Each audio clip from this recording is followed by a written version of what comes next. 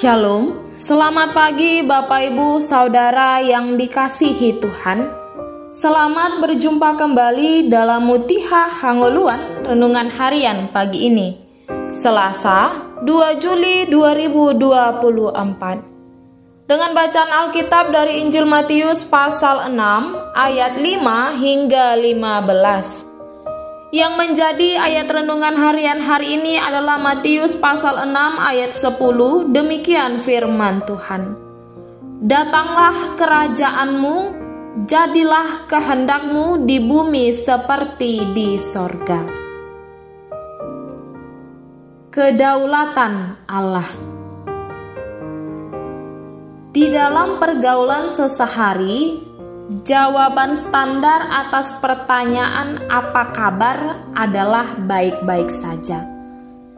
Jawaban ini sering muncul tanpa dipikir dan belum tentu menggambarkan keadaan yang sebenarnya. Ini sudah menjadi basa-basi yang sangat umum sehingga artinya sudah tidak lagi dipedulikan. Demikian juga pada waktu kita mengucapkan doa Bapa kami. Sejauh mana kita memahami setiap kata yang ada di sana? Apakah kita menyadari setiap implikasi dari kata-kata tersebut? Kata datanglah kerajaanmu misalnya. Salah satu unsur dari doa Bapa kami adalah pujian atau penyembahan kepada Allah. Yang pertama, pujian atas kekudusan nama Tuhan. Kedua, di dalam Matius pasal 6 ayat 10 ini, kita memuji Tuhan atas kedaulatannya, bahwa Ia yang berotoritas di langit dan di bumi. Kita mendoakan ini juga untuk menunjukkan bahwa kita mengaku Tuhan adalah yang maha kuasa, Raja di atas segala raja, dan kita bergantung kepada Dia, Sang Pemilik kehidupan. Permohonan meminta datanglah kerajaanmu adalah bentuk penyerahan diri kepada Allah, karena Allah sendiri yang memerintah atau mengendalikan kehidupan kita. Kerajaan Allah berbeda dengan kerajaan atau pemerintahan ala dunia. Kerajaan Allah tidak bisa dibatasi teritori tertentu. Ia menembus batas negara, ras, dan budaya. Pertambahan penduduknya bukan karena penaklukan, melainkan karena pertobatan dan pembenaran. Perluasannya juga bukan karena kekuatan dan kekerasan prajurit, melainkan karena kasih dan kedamaian yang dipancarkan warganya. Ini adalah kerajaan yang senantiasa peduli dengan perubahan hidup warganya. Kehidupan yang diwarnai dengan ketundukan kepada Sang Raja.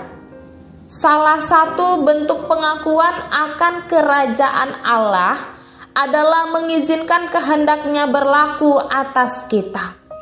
Kedaulatan Allah juga menunjukkan bahwa Ia yang berkehendak atas langit dan bumi, atas sorga dan dunia.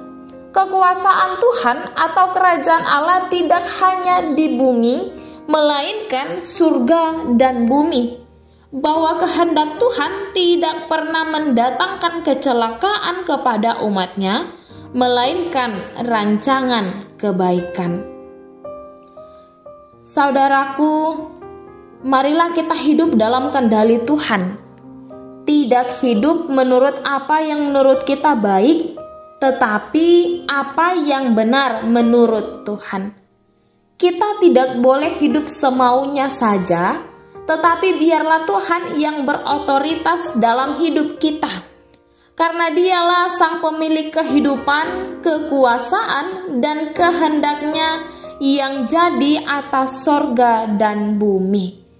Mengutamakan Tuhan dalam hidup supaya Tuhan mengarahkan kita, karena kehendak dan rancangan Tuhan bukan kecelakaan melainkan sukacita.